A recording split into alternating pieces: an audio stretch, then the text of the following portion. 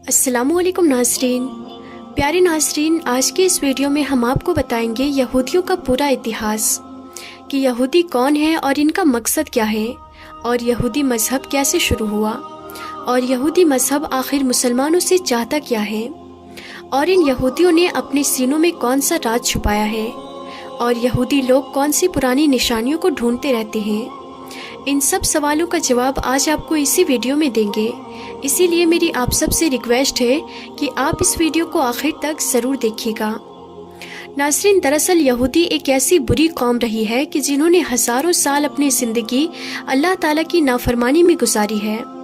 हज़रत याकूब अलैहिस्सलाम के ज़माने से बनी इसराइली नामी कौम की शुरुआत हुई, और इस यहूदी कौम की हमेशा से ही झगड़ा फसाद करने की आदत रही है, और अल्लाह ताला ने इस पर बहुत बार लानत की है।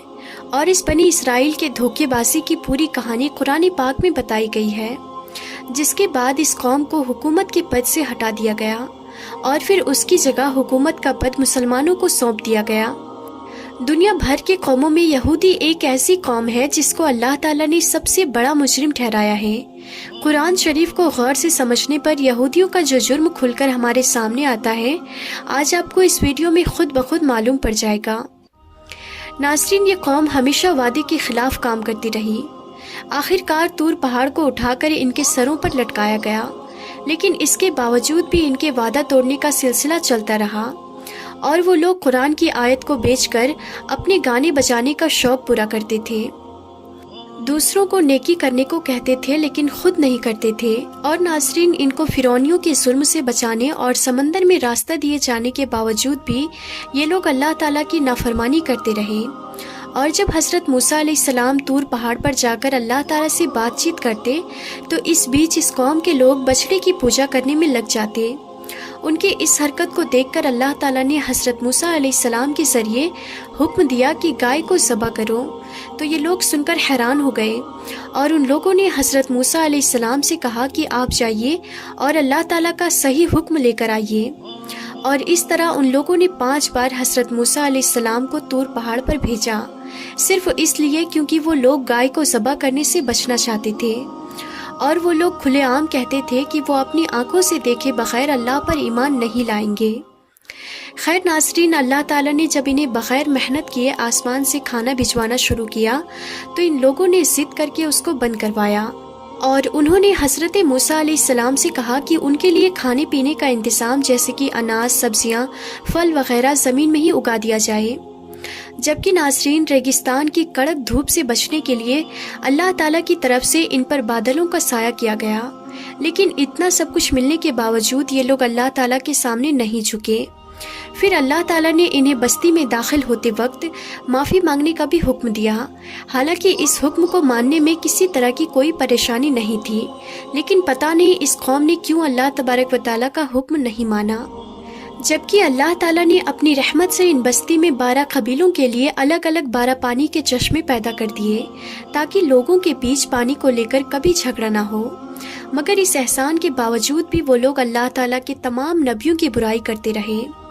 आसमान से भेजे गए पैगंबरों को कत्ल करने और उन्हें फांसी पर लटकाने से भी बाज नहीं आते थे, और इन्होंने ही हज़रत यहया अलैहिस्सलाम को कत्ल करवा दिया था।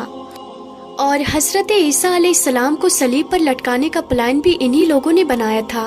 ये कहते थे कि पैगंबर सिर्फ बनी इसराइल के लोगों में से ही हो सकता है, इसीलिए वो बनी इस्माइल के पैगंबर हज़रत मोहम्मद मुस्तफ़ा सल्लल्लाहु तआला अलैहि वसल्लम पर ईमान नहीं लाए, और हज़रत जिब्राइल अलैहिस्सलाम को एक नंबर का दुश्मन मानते थे। इसलिए क्योंकि हज़रत जिब्राइल अलैहिस्सलाम वही के ज़रिए इन लोगों की प्लानिंग की खबर अल्लाह ताला के नबियों को देते थे। और यहूदी ये तक कहते थे कि हज़रत जिब्राइल अलैहिस्सलाम ने नबूवत के लिए किसी गलत इंसान को चुना है, माशअल्लाह। और नाज़रीन, अगर नबी करीम सल्लल्लाहु तआला अलैहि वसल्लम की मजलिस में इनके किसी आदमी के मुंह से सच्ची बात निकल भी जाती थी, तो वो बाद में उन्हें बुरा भला भी कहते थे, और बड़े दावे से इस कौम के लोग कहते थे कि ये अल्लाह के चहीते हैं और जहन्नम की आग इनको कभी नहीं छुएगी। हालांकि इस यहूदी कौम के आपस के झगड़े भी बहुत सख्त हुआ करते थे, और ये आपस में मार काट भी करते थे, और कबीलों में जाकर कबीले के लोगों को बस्तियों से ही निकाल दिया करते थे, जैसा कि अब वो फिलिस्तीनियों के साथ कर रहे। حضرت محمد مصطفیٰ صلی اللہ تعالی علیہ وسلم کے آنے سے پہلے یہ لوگ ایک نبی کے آنے کی بات کیا کرتے تھے اور مدینہ والوں سے کہا کرتے تھے کہ اس نبی کو آنے دو، ہم تم سے نپٹ لیں گے۔ لیکن نبی کریم صلی اللہ تعالی علیہ وسلم کے آنے کے بعد وہی یہودی رسول پاک صلی اللہ تعالی علیہ وسلم کے برے دشمنوں میں سے ایک ہو گئے، اور تو اور یہ لوگ جادو بھی سیکھتے اور سکھاتے تھے، اور اسی جادو سے میاں بیوی کے بیچ جھگڑے فساد کروا دیتے تھے، اور اس جادو کو حضرت سلیمان علیہ السلام سے بھی جوڑ دیتے تھے۔ حالانکہ قرآن پاک میں موجود ہے کہ حضرت سلیمان علیہ السلام کا دور دور تک جادو سے کوئی مطلب نہیں ہے، کوئی تعلق نہیں ہے۔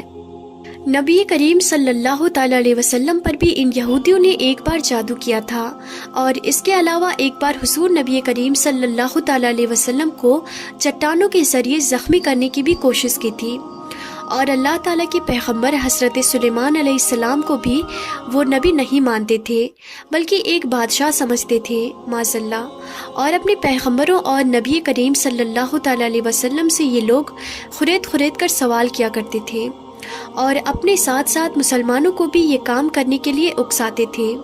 لوگوں کو ہمیشہ سچائی کے راستے سے، حق کے راستے سے، اللہ تعالیٰ کے راستے سے روکتے تھے، اور لوگوں کا مال ناجائز طریقے سے کھا جاتے تھے۔ انہوں نے اس زمین پر 2 بار بہت بڑا جھگڑا فساد کیا ہے، اور تو اور دوسروں کی بیویوں کو تاک جھانک کرنے اور ان سے خود اپنی بیٹیوں بہنوں کے ساتھ بدکاری زناکاری کرنے کا الزام بھی لگاتے تھے، اور ایسا بیکار کام کرنے میں یہ ذرا سی بھی شرم محسوس نہیں کرتے تھے۔ جب حضرت موسیٰ علیہ السلام نے یہودیوں کو فلسطین کے حکمران کے خلاف جنگ کرنے کا حکم دیا تو ان یہودی قوم کے لوگوں نے یہ کہا تھا کہ اے موسیٰ، ہم وہاں ہرگز نہیں جائیں گے، وہاں پر آپ جائیں اور آپ کا رب جائے، ہم نہیں جائیں گے، ہم تو فی الحال یہیں پر بیٹھے رہیں گے۔ اس کا ذکر سورہ مائدہ کے آیت نمبر 24 میں موجود ہے، اور قرآن پاک میں ایک اور جگہ ہے، اور ان میں سے کچھ لوگ ایسے ہیں جو کہ کتاب پڑھتے ہیں اور زبان کا الٹ پھیر اس طرح سے کرتے ہیں کہ تم سمجھو کہ وہ کچھ وہ پڑھ رہے ہیں کہ وہ کتاب ہی کی عبارت ہے، اور یہ سورہ آل عمران کی آیت نمبر 78 میں موجود ہے۔ اور ایک جگہ قرآن پاک میں ہے کہ ان یہودیوں کی گستاخی اتنی زیادہ تھی کہ وہ یہ بھی کہتے تھے کہ ماذ اللہ فقیر ہیں اور ہم دولت مند ہیں، نعوذ باللہ، سورہ آل عمران آیت نمبر 181۔ اور ایک جگہ قرآن پاک میں موجود ہے نعوذ باللہ، اور یہ کہتے تھے کہ یہ جانور اور یہ کھیت محفوظ ہیں، انہیں صرف وہی لوگ کھا سکتے ہیں جنہیں ہم کھلانا چاہتے ہیں۔ قرآن مجید کی سورہ انعام آیت نمبر 138 میں موجود ہے۔ قرآن پاک میں ایک جگہ اور یہ ہے، ان میں سے ایک جماعت یہ کہتی تھی کہ نبی کریم صلی اللہ تعالی علیہ وسلم پر جو کچھ بھی نازل ہوا ہے اس پر صبح ایمان لاؤ اور شام کو انکار کر دو، معاذ اللہ، سورہ آل عمران آیت نمبر 72 میں موجود ہے۔ ناظرین، ایک زمانہ تھا کہ یہ قوم اللہ تعالیٰ کی سب سے پسندیدہ قوم تھی، لیکن ان کے اپنے گھنونے کاموں کی وجہ سے اللہ تعالیٰ نے ان کو حکومت کے پد سے ہٹا دیا۔ اور ناظرین، یہودی کیونکہ قرآن پاک کو نہیں مانتے، اسی لیے انہیں پتہ نہیں ہے کہ ہم اللہ تعالیٰ کی بارگاہ سے ٹھکرائے ہوئے ہیں، اور یہ اپنے آپ کو آج بھی اللہ تعالیٰ کے نزدیک پسندیدہ سمجھتے ہیں، اور وہ یہ بھی کہتے ہیں کہ ہم اللہ تعالیٰ کے نزدیک اللہ تعالیٰ کی سب سے پسندیدہ اور چہیتی قوم ہیں۔ اور ناظرین، اللہ تعالیٰ نے اس قوم کو بہت سارے انعام سے نوازا ہے، انہی میں سے ایک تابوت سکینہ بھی ہے۔ تابوت سکینہ۔ تو فی الحال کی اس ویڈیو میں اتنا ہی، ہم پھر ملتے ہیں اگلی نئی ویڈیو میں، تب تک کے لیے خدا حافظ۔